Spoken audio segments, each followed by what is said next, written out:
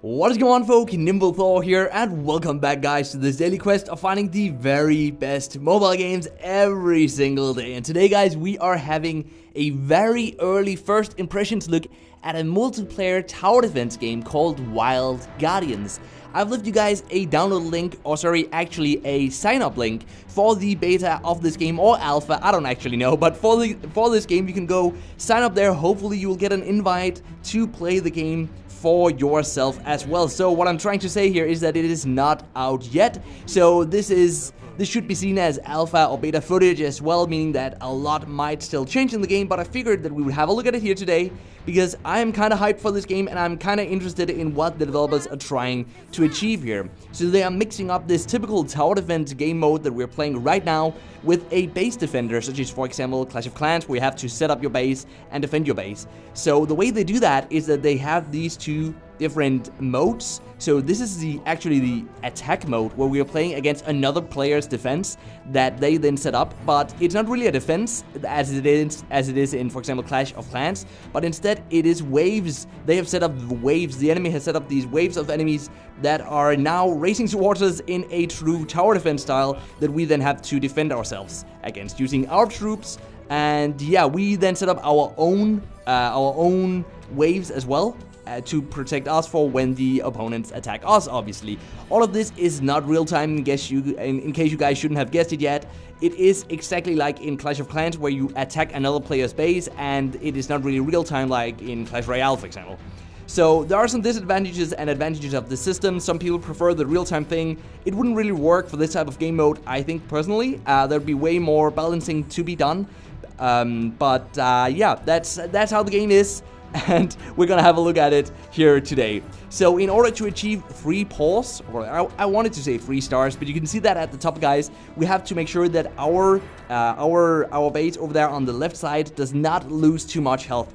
We have a lot of units to use right now, though, and we have a lot of gold to upgrade with. So let's just deploy some more right here. Let's deploy Wizard and one of these guys who do area of attack damage. And then let's start upgrading some of these units because they have some cool abilities when we upgrade them. Let's see if we can upgrade. Let's see if we can upgrade this guy here. It's gonna cost 88, but look at this now. He can use a special ability. So I'm gonna use that now. And you guys can see that it rains these kind of, I think it's flasks. He throws flasks that deals damage. And now we can use these skills and they're gonna recharge. You can see it's still recharging now. We cannot use it yet.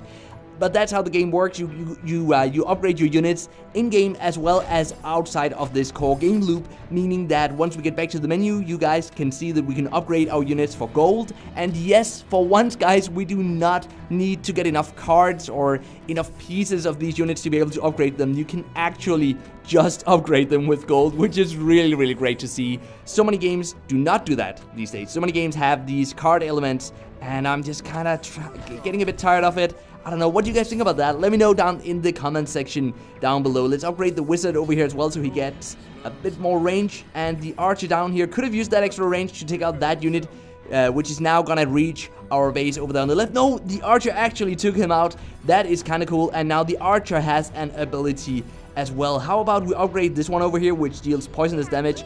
Oh, wait. This is already the last wave? It looks like we're actually gonna win this one. That is kind of cool.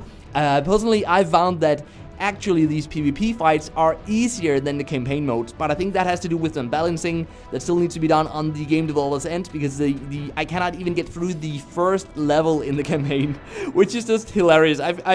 I felt so stupid, and I even reached out to the developer on Twitter saying that I couldn't get through the first level. I felt so stupid. I don't know, but I can win these PvP matches, at least some of them. So something tells me that there is something wrong about the balancing of the campaign levels. But now let's get out to the menu so I can show you guys how the meta of this game works. How you upgrade your heroes or units, how that whole thing works. So now you can see that we won against this other player here. We're gonna destroy their base now. That looks so cool. And let's see, we got 2 paws. We barely just got 2 paws. We got some gold and some of this other in-game currency. I'm not sure exactly what it's called, but it is locked into this chest, which does suck a little bit. I don't know. So you have to wait to unlock these chests. We have one here waiting to be unlocked, but I'm gonna open it right now so I can show you guys how that looks. So you guys can see that. Ta-da! What are we gonna get? We are gonna get surprise, surprise, we're gonna get some gold and we're gonna get some of this. We gotta find out what this is called over here. plasma, right? We get gold and we get plasma. This is the in-game shop, by the way. You can buy these basic chests, and we can actually buy one of them right now, which gives us troops, and troops what you need to defend your base with, right? So that is when you set up your defense. We don't actually get to attack with these guys, but they look kind of cool though. I love the art style in this game. There's so much going on for this game right now, and it is not even out yet. I'm really liking it. But then we have a basic chest where we can get new guardians. Actually, let's do that right now. That means we won't have enough gold to upgrade one of our existing guardians, but at least we can get a new one. I'm really hoping we're gonna get something cool.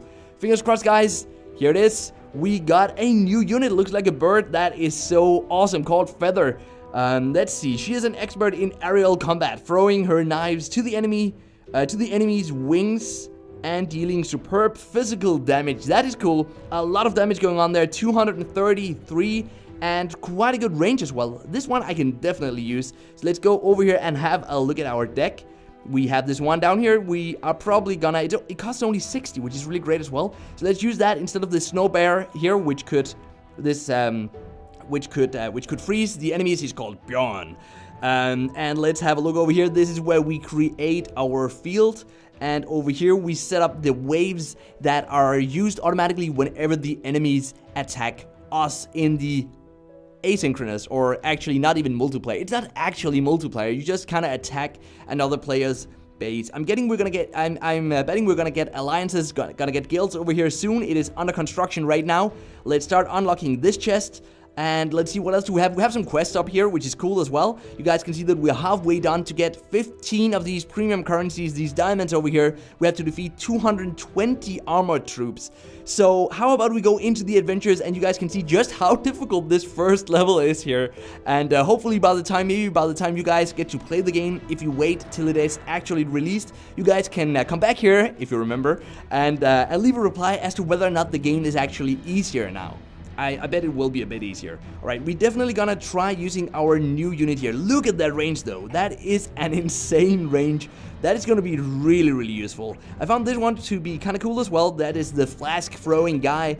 And let's definitely get this archane because he attacks kind of quickly. Let's see. He attacks every, is it 1.45 seconds? I think it is. And this one is 1.15, and this is, wait, that doesn't really make sense. I don't know what exactly that means then. But anyway, he does attack pretty fast though. Let's get in a wizard here as well. Let's place him over here.